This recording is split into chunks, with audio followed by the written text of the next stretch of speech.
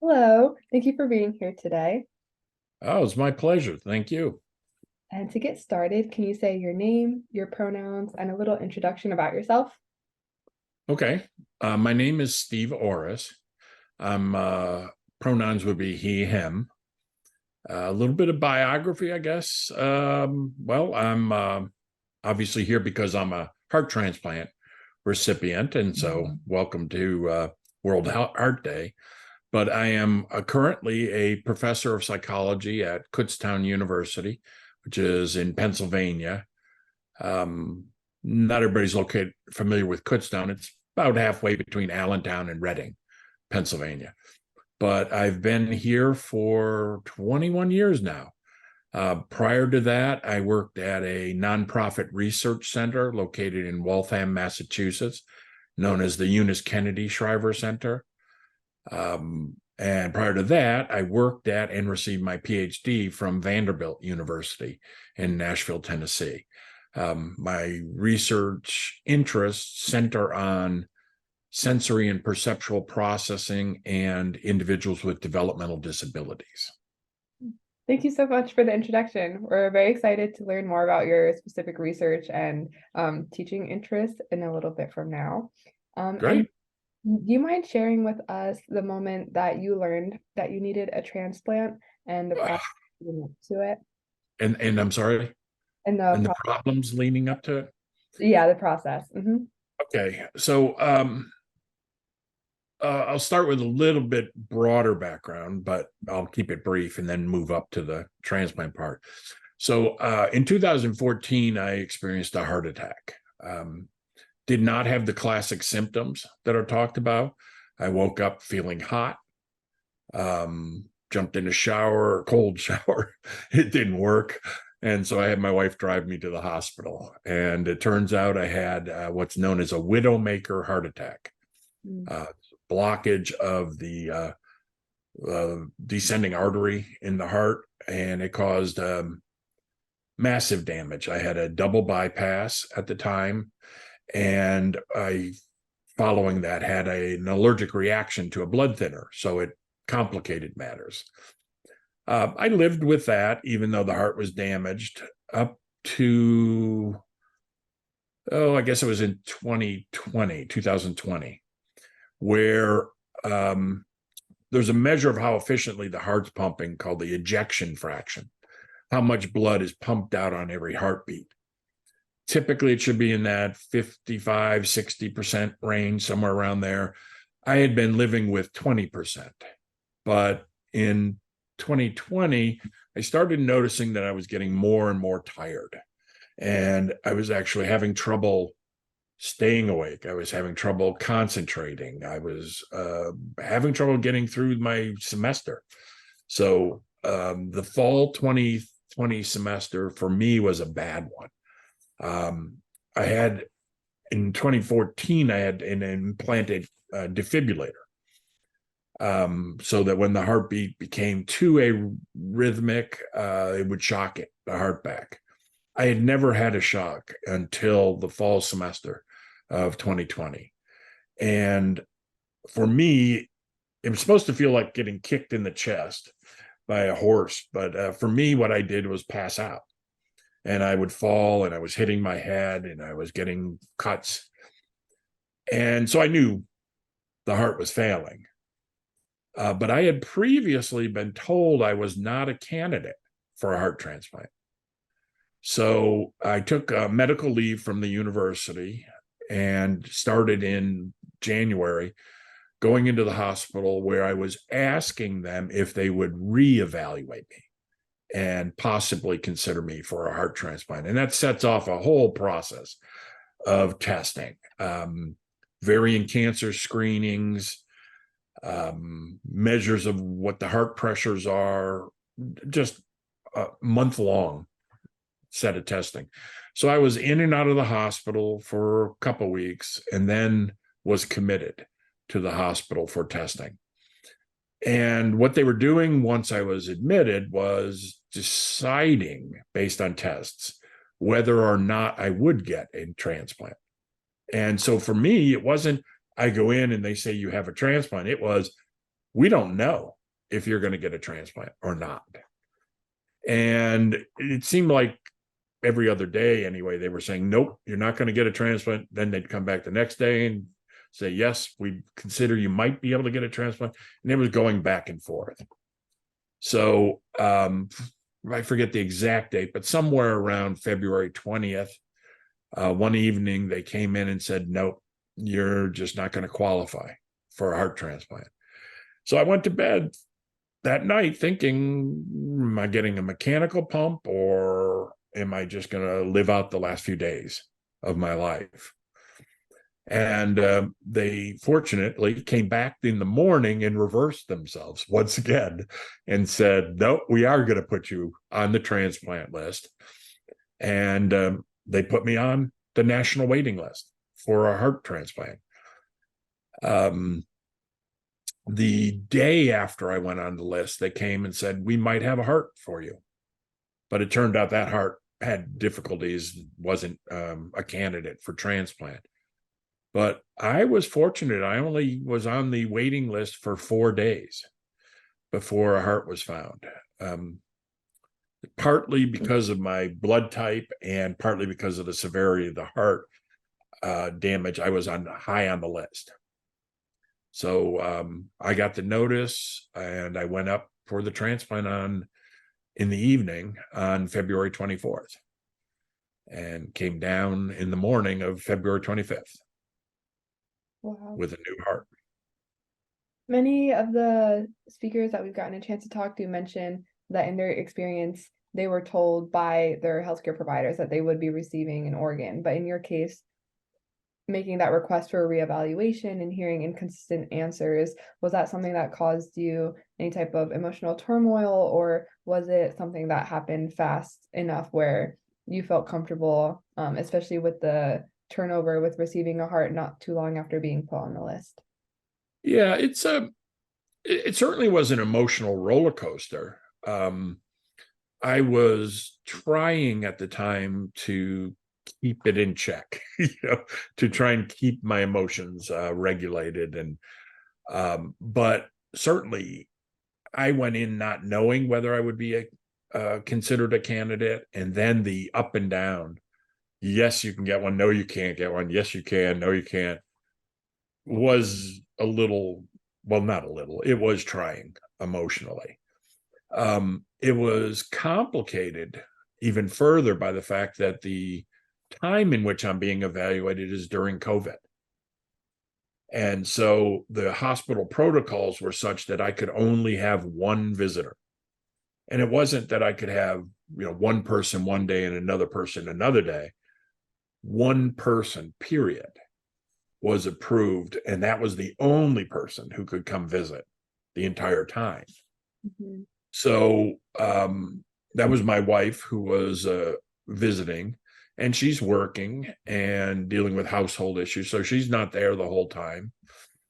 So most of the time I was alone to deal with the emotional aspects of it. And I think I handled it okay, but it was certainly an up and down type of procedure. During the pre-evaluation, besides the biomedical checkups, you're also having to meet with a psychiatrist and talk about how you're preparing yourself emotionally and how will you be supported afterwards. And I didn't honestly feel like I needed them that much.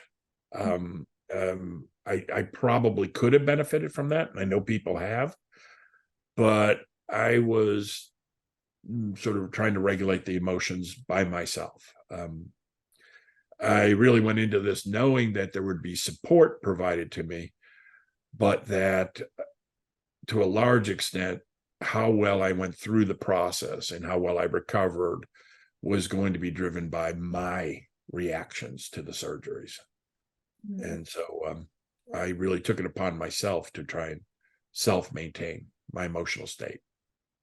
Were there any certain coping mechanisms or other strategies that helped you maintain that self-regulation? Well, it wasn't always perfect, of course, but what helped was music for me. So I had my headphones and noise canceling headphones because there's so much noise in the room and in the hospital. And that was really a strong point for me. So I had my own preferences on what I would listen to, but I had asked both my son and my daughter to send me suggestions. And Oh. so I would listen to their music. And so it was kind of helpful to not only listen to music I'm familiar with, but unfamiliar music that I had associated with my children. Mhm. And um, so that was a very helpful thing for me. I did watch a few movies, but they largely centered on music documentaries. It was really music. I thought I would do more reading. I found it difficult to read in the hospital, so turned out to be largely music for me. For the sake of sharing music that you did get to listen to, is there a particular song that you feel like everybody should now listen to after you had that experience? um, okay, this is going to sound strange. Okay. The emotional roller coaster, the process, I mentioned, you're up and down and you're trying to control this. But on the day they told me they had the heart and were prepping me, you're busy with all the prep work. And then they're taking me up to the surgical room. I was really calm. Mhm. Um, I kept asking myself, am I really this calm? But I felt extremely calm. So when they rolled me into the operating room, you go up several hours before the surgery is actually done, uh, because of all the connecting of machines and testing, and I'm waiting for the heart to either arrive. Well, it was arriving and then being double checked to see if it was still suitable.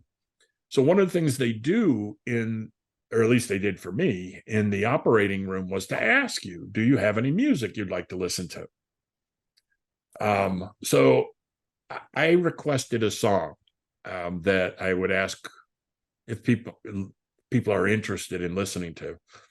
It's a song by an artist named John Prine, Prine, and he has a song.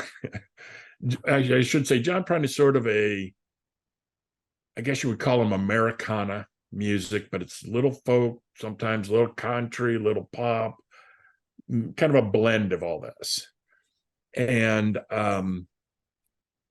he has a song called Please Don't Bury Me.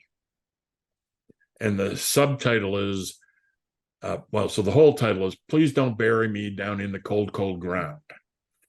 And so when I went in and when they requested if they could play some music for me, I requested that song.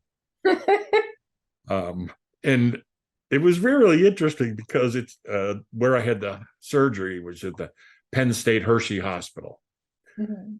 And it's a teaching hospital. So you have all the people in the room who are going to perform some part of the surgery, but you also have medical students there who are there to observe the process. And so you go in and everybody's talking and everybody's prepping, and the students are talking among themselves, and then they ask me for the song preference, and I say, John Prine, Please Don't Bury Me. And the room went silent. It's like, I could almost see them thinking, really? Are we really? And I don't think anybody was familiar with the song. And so they ended up telling me they couldn't find it on some streaming service. Uh-huh. Uh, I think they were afraid to play it, not knowing what it was. That's my guess. But it's a humorous song. Mhm. So uh, I won't sing it. I'll spare the listeners from singing it. But when they said they couldn't find it, what I said in the operating room is, okay, I'll sing it for you. And so I sang the song while I was laying there waiting. But in the song, it has lyrics that are relevant to organ donation, but from a humorous take. Hmm. So it'll be things like take my brain, throw it in a hurricane. The blind can have my eyes. The deaf can have both of my ears if they don't mind the size. Take my feet or take my socks, put them in a cedar box. And it goes on to talk about body parts. Give my heart to the junk man and send my love to Rose. But it's a humorous song. But they didn't play it. But so I sang it, and then after that, I had them put on some Creedence Clearwater Revival song, an artist, obviously from the past, but one that I always liked. Oh, Um, so it was I found it funny in the operating room. I think it's Um, almost better that they couldn't find the song and they got uh, a show by you. maybe, but John sings it better than me. So if anybody's interested, I would recommend look up John Prine. Please don't bury me. It's like I said, it's a humorous take on a song relevant to donate organ donation. Okay, we're very excited to give this a listen after. All right. Thank you for sharing. How much did you know about organ donation and the process after the procedure is complete prior to your own experience with it? I, one of the courses I teach at the university is physiological psychology, Mhm. and another is health psychology. So I've always had a inclination for the physiological end. So I wasn't unaware Mhm. of organ donation. I'm a donor. I had been a donor myself, or not donor, but I was signed the organ donation cards. Mhm. Um, so I knew some about it, but I clearly didn't know everything that was involved. And so you go through an education program prior to transplant. So they walk through the process of getting you checked. They walk through what will happen if you are to receive an organ, and they walk through and help prepare you for what it's going to be like after. So by the time I got the transplant, I felt pretty informed. I vastly underestimated how much you need to know. Mhm. Uh, being an organ donor recipient. I am learning every day things that work well, things that don't work well, how to adapt to different situations with the organ donation. I'm not sure I'll ever fully know everything that's involved in the process, but for anybody who's listening, and you may have friends or family who are considering an organ donor, receiving a donated organ, there's a lot to learn, but there's a lot of people helping you learn it. Mhm. So even after once I'm home, the transplant team is still in touch with me regularly, and I can call them or email them any questions or concerns I have and get sometimes within an hour answer. So I don't mean to scare people by thinking about how complicated the process is. There are people there who walk you through it, even if you are unfamiliar. Um, you're walked through and watched over and tended to. I'm more than 2 years out now, and still getting questions and asking questions and getting answers. So, And do you feel like your support system from the hospital is pretty comprehensive and nothing was lacking? no, I don't. I mean, I do think that was comprehensive. Um, was stuff lacking? There are things I've learned outside of what they taught me, but I don't mean that as a criticism of them. There's only so much information that can be presented to you at one time, and then you really sometimes have to live through it to fully grasp what was being told to you at one time. So I actually praise the group that did the transplant for me. When it's appropriate, I talk about it in class, and I always say that one of the things that I find helpful now is that there's a team of doctors overseeing my care. So there's not just a transplant doctor, there's a network of people. And so for all associated health conditions that can affect the health of the heart, there's somebody I can talk to. And it's much easier than having to go to independent doctors to look at different problems. I have almost everybody in one place. So I strongly advocate changes in our healthcare system in the United States to promote more of a team approach. And obviously, universal healthcare, even though we don't have it yet. So I can't say I have any complaints about the people that took care of me at that time. I'm happy to hear that your experience was a good one. Oh yeah, I mean, if you have to have a transplant, I can recommend Penn State Hershey Hospital strongly. Hopefully you don't, but if you do. Yeah, thank you for sharing. Would you like to speak about your story as an educator who has advocated for yourself, both within health and within your profession? Yeah, this has been an interesting journey for me, and it's not over. So following the transplant, and I should mention that I had some pre-existing conditions going into the transplant. So when I had that original heart attack and the allergic reaction to the medicine, it left me with nerve damage in my legs. So at that time, I spent about 2 years in a wheelchair because I could not walk or stand up. And then through rehab efforts, I got to a point where I could use a walker. So I used a walker for 2 years. So from 2014 into 2019, 18, 19, I was using a walker. I then progressed to where I am now and I can use a cane. But that does limit some of the things I can do. So I had that, and I had some experience with living with this disability. So following the transplant, I had a physical therapist come to my house to work with me because of the COVID time. And we did the beginning stages of rehab. And then you enter into a cardiac rehab program, an intensive exercise program where you're monitored while engaging in exercise to build up strength and endurance.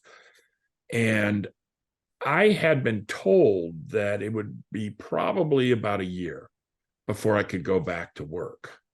And I had one or two doctors say, well, maybe earlier.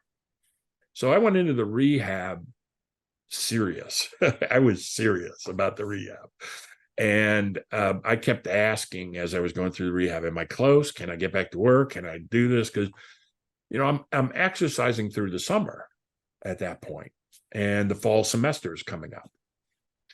And I'm thinking maybe I can get approval for the fall of 2021.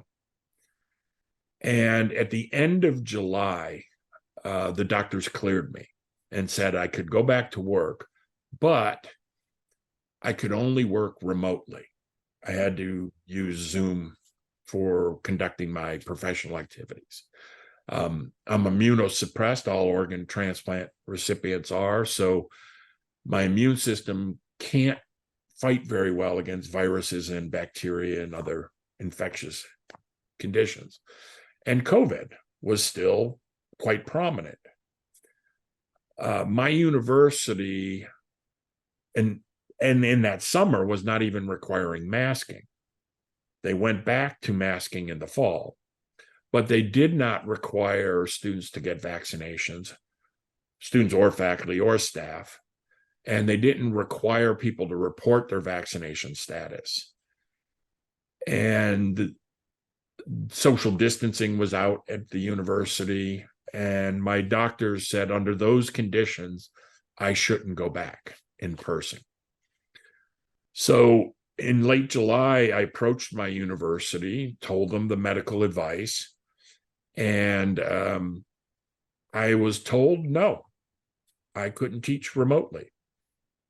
And I was stunned by that, to be honest, because I was so excited to go back to work. And they told me right away no. I started questioning, well, why can't I? And their argument was that the classes were listed as being in person, so we can't change it to online. I was like, well, you can. The classes haven't begun yet. But they said no. I officially applied for an accommodation through the Americans with Disabilities Act. It was turned down using the same rationale. So I started speaking out because my understanding of the Americans with Disabilities Act conflicted with what they were telling me. And so I started speaking out through email at first. And my story started spreading around campus. And as it spread around campus, I started getting contacted by other faculty who had been denied. And I started getting contacted by students who were being denied an opportunity. And in fact, the university was telling students, well, transfer somewhere else and finish your courses. I mean, it was a very dismissive attitude in my mind. So I then sort of escalated the publicity, and I was sharing information. I had never had a social media presence, but I started developing one to share the story. I was talking in our internal email lists, and then had a rally organized by students where they had both student speakers and myself come, and we were outside talking about what was happening on the university. And I had simultaneously contacted a disability rights group. There's an organization in Pennsylvania called Disability Rights Pennsylvania. And they listened to the case, they looked at the evidence I had, and they concluded, as I had, that my university had violated the ADA. So they wrote a letter to the university on my behalf. They have lawyers on staff, explained how we thought the actions were illegal. And my university's response was to escalate. Instead of saying, oops, we made a mistake, under these conditions, sure, you can come back and teach remotely. They instead threatened to fire me, cut my health benefits and my retirement health benefits. So I ended up filing a lawsuit. I got a restraining order at first to prevent them from firing me. And then it took just until last July 25th of this year, I got a ruling from the federal court in Pennsylvania that my university had unfortunately violated the law. And not only had they violated it, the court found that they had intentionally violated it, that they had created policies that had never existed before. So this entire time I've been sharing my story here, but I've also been approaching the press. And so it's been picked up by a number of newspapers. The largest newspaper being the Philadelphia Inquirer. It was picked up by publications that are dedicated to education. And so I started getting contacted by faculty around the country. So I've actually been, I'm informal consulting. I'm not a lawyer, but I've been informally consulting with faculty in different places to see what can be done to help protect them. So as a result of that, there have been multiple lawsuits filed against my university, one other still pending. There have been other lawsuits filed against other Pennsylvania state system schools. There are still others in the works. I know there's a lawsuit pending or being developed in New York. There were people I was talking to in Florida and California. So the issue of being denied remote accommodations for health conditions in violation of the Americans with Disabilities Act is occurring in lots of places. And I'm trying to become even more active now in not only talking about organ donation, but in, well, what's appropriate for people who have have received an organ in terms of protecting their health when they go back to work. And it's still the case that I don't believe enough is being done to address those concerns.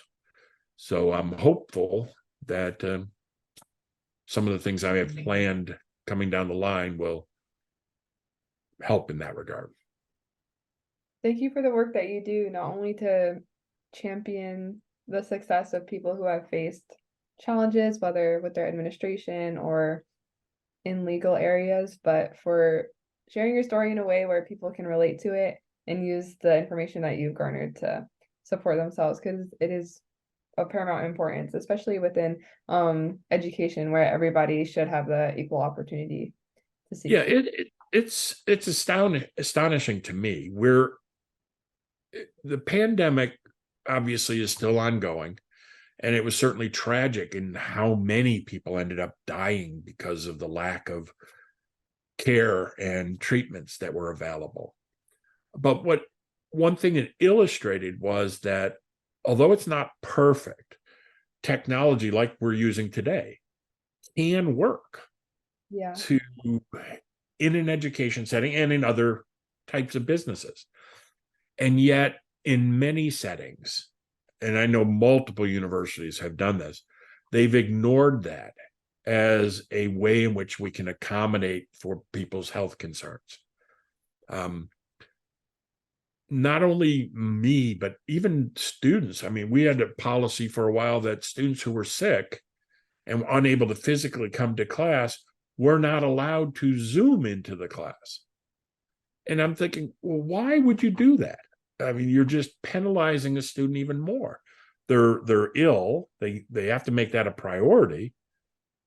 And yet they're still trying to keep up as best they can through the use of this technology. Why would we prohibit it? And yet there are schools doing this. So I'm hopeful that as the story becomes spread more and people become more aware of this, that we start to recognize that there are advances in technology that can be helpful for people who have health conditions who are still trying to work or obtain an education, communicate with others. It's just, there's no reason not to take advantage of that. Absolutely. Accommodations aren't a burden, and they shouldn't be made to feel like that way. No, they shouldn't be. And yet I'm finding that's not how many places take it. They take it as a burden.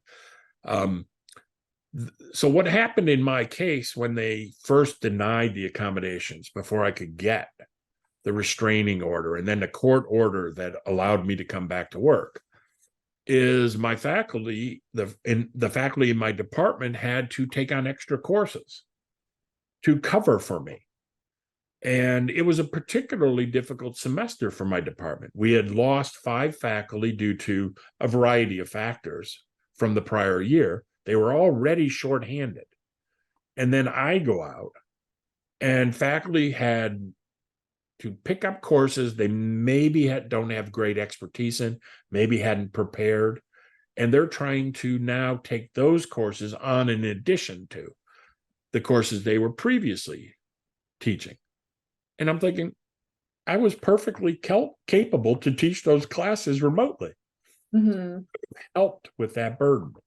And yet the university's decision didn't just hurt me, it hurt the faculty in my department. It hurt the students who were trying to take classes. It was, in my mind, and now legally, it was a pointless, illogical, and as the court said, illegal decision. And I think perhaps my case and a few others coming around can help educate schools that this is doable. There are other things you have to take care of and be careful about, but it is a doable practice. For And someone, I'm sorry, go ahead.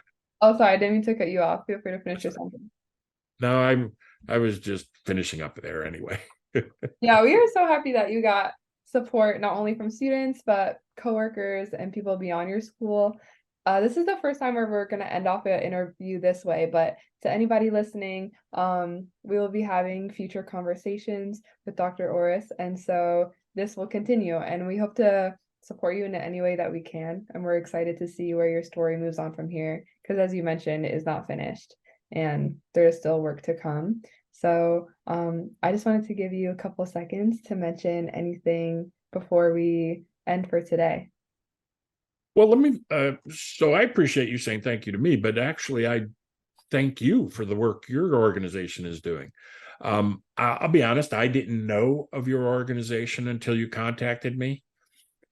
So before I agreed to talk to you, I had done some research. I went online and looked up your organization and the efforts you are having, that you are expending towards making people more aware of organ donation are outstanding. I mean, it's commendable. So I'm really looking forward to future conversations and seeing whatever I might be able to do to help with this effort.